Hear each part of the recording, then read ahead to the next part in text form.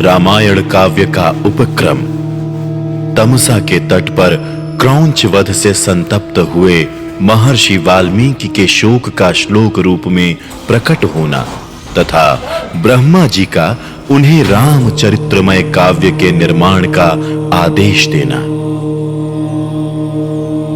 देवर्षि नारद जी के ये वचन सुनकर वाणी विशारद धर्मात्मा ऋषि वाल्मीकि जी ने अपने शिष्यों सहित उन महामुनि का पूजन किया। वाल्मीकि जी से यथावत सम्मानित हो देवर्षि नारद जी ने जाने के लिए उनसे आज्ञा मांगी और उनसे अनुमति मिल जाने पर वो आकाश मार्ग से चले गए। उनके देवलोक पधारने के 2 ही घड़ी बाद वाल्मीकि जी तमसा नदी के तट पर गए, जो गंगा जी से अधिक दूर नहीं था। तमसा के तट पर पहुंचकर वहां के घाट को कीचड़ से रहित देख मुनि ने अपने पास खड़े हुए शिष्य से कहा, भरद्वाज, देखो यहां का घाट बड़ा सुंदर है। इसमें कीचड़ का नाम नहीं है। यहां का जल वैसा ही स्वच्छ है जैसा सत्पुरुष का मन होता है। तात, यहीं कलश रख दो और मुझे मेरा वल्कल दे दो। मैं तमसा के इसी उत्तम तीर्थ में स्नान करूंगा। महात्मा वाल्मीकि के ऐसा कहने पर नियम परायण शिष्य भरद्वाज ने अपने गुरु मुनिवर वाल्मीकि को वल्कल वस्त्र दिया। शिष्य के हाथ से वल्कल लेकर वो जितेंद्रिय मुनि वहां के विशाल वन की शोभा देखते हुए सब ओर विचरने लगे। उनके पास ही क्रौंच पक्षियों का एक जोड़ा, जो कभी एक दूसरे से अलग नहीं होता था, विचर रहा था। वो दोनों पक्षी बड़ी मधुर बोली बोलते थे। भगवान वाल्मीकि ने पक्षियों के उस जोड़े को वहां देखा। उसी समय पाप पूर्ण विचार रखने वाले एक निषाद ने, जो समस्त जंतुओं का अकारण वैरी था, वहां आकर पक्षियों के उस जोड़े में से एक नर पक्षी को मुनि के देखते देखते बाण से मार डाला। वो पक्षी खून से लथपथ होकर पृथ्वी पर गिर पड़ा और पंख फड़फड़ाता हुआ तड़पने लगा। अपने पति की हत्या हुई देख उसकी भार्या क्रौंची करुणाजनक स्वर में चीत्कार कर उठी। उत्तम पंखों से युक्त वो पक्षी सदा अपनी भार्या के साथ विचरता था। उसके मस्तक का रंग तांबे के समान लाल था और वो काम से मतवाला हो गया था। ऐसे पति से वियुक्त होकर क्रौंची बड़े दुख से रो रही थी। निषाद ने जिसे मार गिराया था, उस नर पक्षी की वो दुर्दशा देख उन धर्मात्मा ऋषि को बड़ी दया आई। स्वभावतः करुणा का अनुभव करने वाले ब्रह्मर्षि ने ये अधर्म हुआ है ऐसा निश्चय करके रोती हुई क्रौंची की ओर देखते हुए निषाद से इस प्रकार कहा, निषाद, तुझे नित्य निरंतर कभी भी शांति ना मिले, क्योंकि तूने इस क्रौंच के जोड़े में से एक की, जो काम से मोहित हो रहा था, बिना किसी अपराध के ही हत्या कर डाली। ऐसा कहकर जब उन्होंने इस पर विचार किया, तब उनके मन में यह चिंता हुई कि अहो, इस पक्षी के शोक से पीड़ित होकर मैंने ये क्या कह डाला। यही सोचते हुए महाज्ञानी और परम बुद्धिमान मुनिवर वाल्मीकि एक निश्चय पर पहुंच गए और अपने शिष्य से इस प्रकार बोले, तात, शोक से पीड़ित हुए मेरे मुख से जो वाक्य निकल पड़ा है, ये 4 चरणों में आबद्ध है। इसके प्रत्येक चरण में बराबर बराबर अक्षर हैं तथा इसे वीणा की लय पर गाया भी जा सकता है। अतः मेरा ये वचन श्लोक रूप होना चाहिए, अन्यथा नहीं। मुनि की ये उत्तम बात सुनकर उनके शिष्य भारद्वाज को बड़ी प्रसन्नता हुई और उसने उनका समर्थन करते हुए कहा, हां, आपका ये वाक्य श्लोक रूप ही होना चाहिए। शिष्य के इस कथन से मुनि को विशेष संतोष हुआ। तत्पश्चात उन्होंने उत्तम तीर्थ में विधि पूर्वक स्नान किया और उसी विषय का विचार करते हुए वो आश्रम की ओर लौट पड़े। फिर उनका विनीत एवं शास्त्रज्ञ शिष्य भरद्वाज भी वो जल से भरा हुआ कलश लेकर गुरुजी के पीछे पीछे चला। शिष्य के साथ आश्रम में पहुंचकर धर्मज्ञ ऋषि वाल्मीकि जी आसन पर बैठे और दूसरी बातें करने लगे, परंतु उनका ध्यान उस श्लोक की ओर ही लगा था। इतने ही में अखिल विश्व की सृष्टि करने वाले सर्वसमर्थ महातेजस्वी चतुर्मुख ब्रह्मा जी मुनिवर वाल्मीकि से मिलने के लिए स्वयं उनके आश्रम पर आए। उन्हें देखते ही महर्षि वाल्मीकि सहसा उठकर खड़े हो गए। वो मन और इंद्रियों को वश में रखकर अत्यंत विस्मित हो हाथ जोड़े चुपचाप कुछ काल तक खड़े ही रह गए, कुछ बोल ना सके। तत्पश्चात उन्होंने पाद्य, अर्घ्य, आसन और स्तुति आदि के द्वारा भगवान ब्रह्मा जी का पूजन किया और उनके चरणों में विधिवत प्रणाम करके उनसे कुशल समाचार पूछा। भगवान ब्रह्मा ने एक परम उत्तम आसन पर विराजमान होकर वाल्मीकि मुनि को भी आसन ग्रहण करने की आज्ञा दी। ब्रह्मा जी की आज्ञा पाकर वो भी आसन पर बैठे। उस समय साक्षात लोक पितामह ब्रह्मा सामने बैठे हुए थे, तो भी वाल्मीकि का मन उस क्रौंच पक्षी वाली घटना की ओर ही लगा रहा। वो उसी के विषय में सोचने लगे। जिसकी बुद्धि वैर भाव को ग्रहण करने में ही लगी रहती है, उस पापात्मा व्याध ने बिना किसी अपराध के ही वैसे मनोहर कलरव करने वाले क्रौंच पक्षी के प्राण ले लिए। यही सोचते सोचते उन्होंने क्रौंची के आर्तनाद को सुनकर निषाद को लक्ष्य करके जो श्लोक कहा था, उसी को फिर ब्रह्मा जी के सामने दोहराया। उसे दोहराते ही फिर उनके मन में अपने दिए हुए शाप के अनौचित्य का ध्यान आया। तब वो शोक और चिंता में डूब गए। ब्रह्मा जी उनकी मनः स्थिति को समझकर हंसने लगे और मुनिवर वाल्मीकि से इस प्रकार बोले, ब्राह्मण, तुम्हारे मुंह से निकला हुआ ये छंदोबद्ध वाक्य श्लोक रूप ही होगा। इस विषय में तुम्हें कोई अन्यथा विचार करना नहीं चाहिए। मेरे संकल्प अथवा प्रेरणा से ही तुम्हारे मुंह से ऐसी वाणी निकली है। मुनि श्रेष्ठ, तुम श्री राम के संपूर्ण चरित्र का वर्णन करो। परम बुद्धिमान भगवान श्री राम संसार में सबसे बड़े धर्मात्मा और धीर पुरुष हैं। तुमने नारद जी के मुंह से जैसा सुना है, उसी के अनुसार उनके चरित्र का चित्रण करो। बुद्धिमान श्री राम का जो गुप्त या प्रकट वृत्तांत है तथा लक्ष्मण, सीता और राक्षसों के जो संपूर्ण गुप्त या प्रकट चरित्र हैं, वो सब अज्ञात होने पर भी तुम्हें ज्ञात हो जाएंगे। इस काव्य में अंकित तुम्हारी कोई भी बात झूठी नहीं होगी। इसलिए तुम श्री रामचंद्र जी की परम पवित्र एवं मनोरम कथा को श्लोकबद्ध करके लिखो। इस पृथ्वी पर जब तक नदियों और पर्वतों की सत्ता रहेगी, तब तक संसार में रामायण कथा का प्रचार होता रहेगा। जब तक तुम्हारी बनाई हुई श्री राम कथा का लोक में प्रचार रहेगा, तब तक तुम इच्छानुसार ऊपर नीचे तथा मेरे लोकों में निवास करोगे।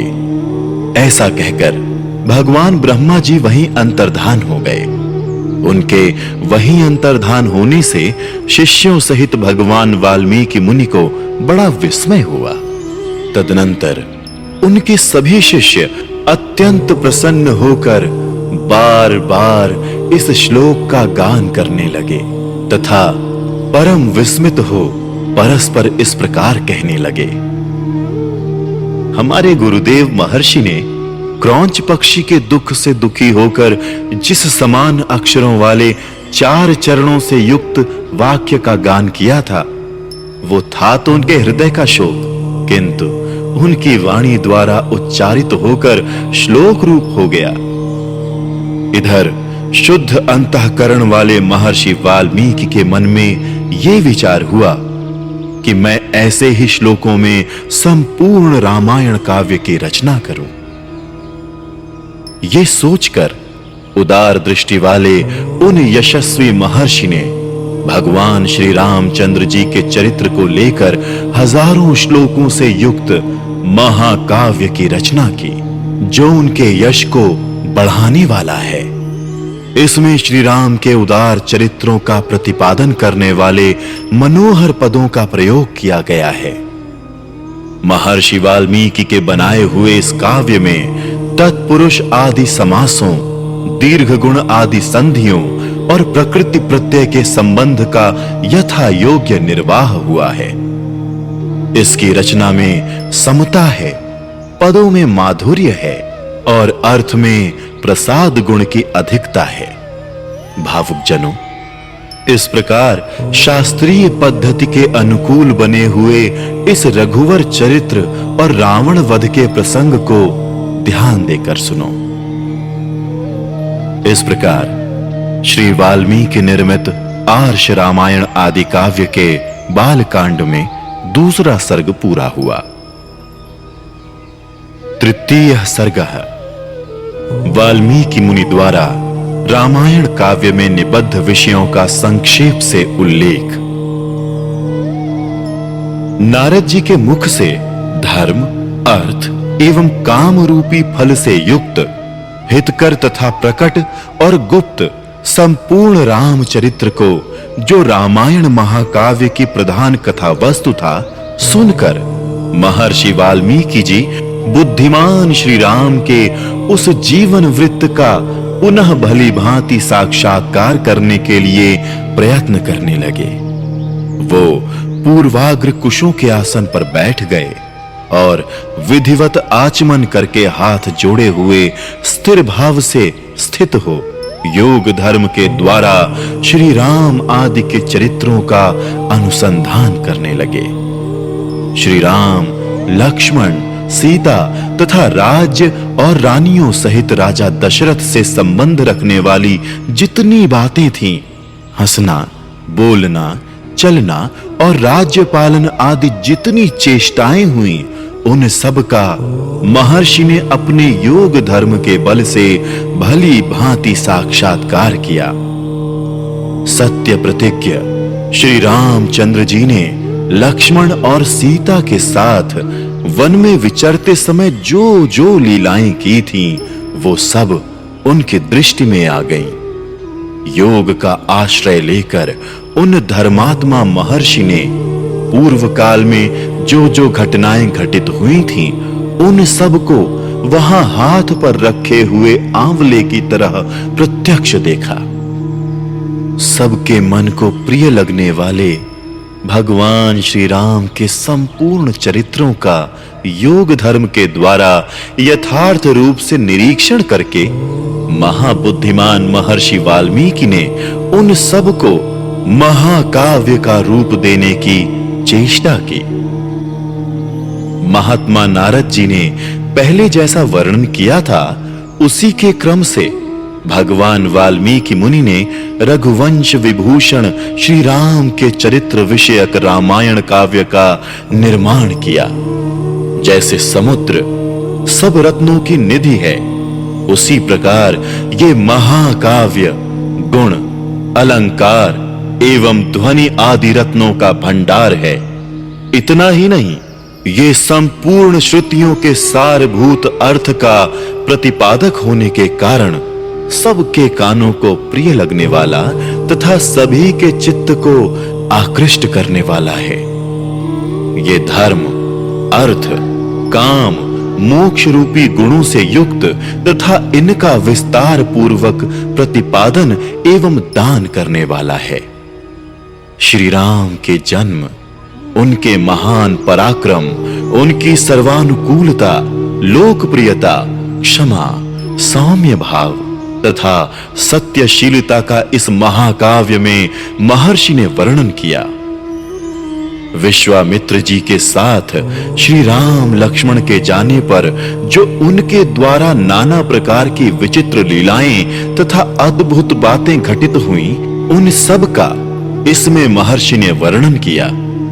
श्री राम द्वारा मिथिला में धनुष के तोड़े जाने तथा जनक नंदिनी सीता और उर्मिला आदि के विवाह का भी इसमें चित्रण किया। श्री राम परशुराम संवाद, दशरथ नंदन श्री राम के गुण, उनके अभिषेक, कैकेयी की दुष्टता, श्री राम के राज्याभिषेक में विघ्न, उनके वनवास, राजा दशरथ के शोक विलाप और परलोक गमन, प्रजाओं के विषाद, साथ जाने वाली प्रजाओं को मार्ग में छोड़ने, निषाद राज गुह के साथ बात करने तथा सूत सुमंत को अयोध्या लौटाने आदि का भी इसमें उल्लेख किया। श्री राम आदि का गंगा के पार जाना, भरद्वाज मुनि का दर्शन करना, भरद्वाज मुनि की आज्ञा लेकर चित्रकूट जाना और वहां की नैसर्गिक शोभा का अवलोकन करना, चित्रकूट में कुटिया बनाना, उसमें निवास करना, वहां भारत का श्री राम से मिलने के लिए आना, उन्हें अयोध्या लौट चलने के लिए प्रसन्न करना, श्री राम द्वारा पिता को जलांजलि दान, भरत द्वारा अयोध्या के राज सिंहासन पर श्री रामचंद्र जी की श्रेष्ठ पादुकाओं का अभिषेक एवं स्थापन, नंदीग्राम में भरत का निवास, श्री राम का दंडकारण्य में गमन, उनके द्वारा विराध का वध, शरभंग मुनि का दर्शन, सुतीक्ष्ण के साथ समागम, अनुसूया के साथ सीता देवी की कुछ काल तक स्थिति, उनके द्वारा सीता को अंगराग समर्पण, श्री राम आदि के द्वारा अगस्त्य का दर्शन, उनके दिए हुए वैष्णव धनुष का ग्रहण, शूर्पणखा का संवाद, श्री राम की आज्ञा से लक्ष्मण द्वारा उसका विरूपकरण, श्री राम द्वारा खर दूषण और त्रिशिरा का वध, शूर्पणखा के उत्तेजित करने से रावण का श्री राम से बदला लेने के लिए उठना, श्री राम द्वारा मारीच का वध, रावण द्वारा विदेह नंदिनी सीता का हरण, सीता के लिए श्री रघुनाथ जी का विलाप, रावण द्वारा गृध्रराज जटायु का वध, श्री राम और लक्ष्मण की कबंध से भेंट, उनके द्वारा पंपा सरोवर का अवलोकन, श्री राम का शबरी से मिलना और उसके दिए हुए फल मूल को ग्रहण करना, श्री राम का सीता के लिए प्रलाप, पंपा सरोवर के निकट हनुमान जी से भेंट, श्री राम और लक्ष्मण का हनुमान जी के साथ ऋष्यमूक पर्वत पर जाना, वहां सुग्रीव के साथ भेंट करना, उन्हें अपने बल का विश्वास दिलाना और उनसे मित्रता स्थापित करना, वाली और सुग्रीव का युद्ध, श्री राम द्वारा वाली का विनाश, सुग्रीव को राज्य समर्पण, अपने पति वाली के लिए तारा का विलाप, शरत काल में सीता की खोज कराने के लिए सुग्रीव की प्रतिज्ञा, श्री राम का बरसात के दिनों में माल्यवान पर्वत के प्रस्त्रवर्ण नामक शिखर पर निवास, रघुकुल सिंह श्री राम का सुग्रीव के प्रति क्रोध प्रदर्शन, सुग्रीव द्वारा सीता की खोज के लिए वानर सेना का संग्रह, सुग्रीव का संपूर्ण दिशाओं में वानरों को भेजना और उन्हें पृथ्वी के द्वीप, समुद्र आदि विभागों का परिचय देना, श्री राम का सीता के विश्वास के लिए हनुमान जी को अपनी अंगूठी देना, वानरों को वृक्ष बिल का दर्शन, उनका प्रायोपवेशन, संपाति से उनकी भेंट और बातचीत, समुद्र लंघन के लिए हनुमान जी का महेंद्र पर्वत पर चढ़ना, समुद्र को लांघना, समुद्र के कहने से ऊपर उठे हुए मैनाक का दर्शन करना, इनको राक्षसी का डांटना, हनुमान द्वारा छायाग्राहिणी सिंहिका का दर्शन एवं निधन, लंका के आधारभूत पर्वत त्रिकूट का दर्शन, रात्रि के समय लंका में प्रवेश, अकेला होने के कारण अपने कर्तव्य का विचार करना, रावण के मद्यपान स्थान में जाना, उसके अंतःपुर की स्त्रियों को देखना, हनुमान जी का रावण को देखना, पुष्पक विमान का निरीक्षण करना, अशोक वाटिका में जाना और सीता जी के दर्शन करना, पहचान के लिए सीता जी को अंगूठी देना और उनसे बातचीत करना, राक्षसियों द्वारा सीता को डांट फटकार, त्रिजटा को श्री राम के लिए शुभ सूचक स्वप्न का दर्शन, सीता का हनुमान जी को चूड़ामणि प्रदान करना, हनुमान जी का अशोक वाटिका के वृक्षों को तोड़ना, राक्षसियों का भागना, रावण के सेवकों का हनुमान जी के द्वारा संहार, वायुनंदन हनुमान का बंदी होकर रावण की सभा में जाना, उनके द्वारा गर्जन और लंका का दाह, फिर लौटती बार समुद्र को लांघना, वानरों का मधुवन में आकर मधुपान करना, हनुमान जी का श्री रामचंद्र जी को आश्वासन देना और सीता जी की दी हुई चूड़ामणि समर्पित करना, सेना सहित सुग्रीव के साथ श्री राम की लंका यात्रा के समय समुद्र से भेंट, नल का समुद्र पर सेतु बांधना, उसी सेतु के द्वारा वानर सेना का समुद्र के पार जाना, रात को वानरों का लंका पर चारों ओर से घेरा डालना, विभीषण के साथ श्री राम का मैत्री संबंध होना, विभीषण का श्री राम को रावण के वध का उपाय बताना, कुंभकर्ण का निधन, मेघनाद का वध, रावण का विनाश, सीता की प्राप्ति, शत्रु नगरी लंका में विभीषण का अभिषेक, श्री राम द्वारा पुष्पक विमान का अवलोकन, उसके द्वारा दल बल सहित उनका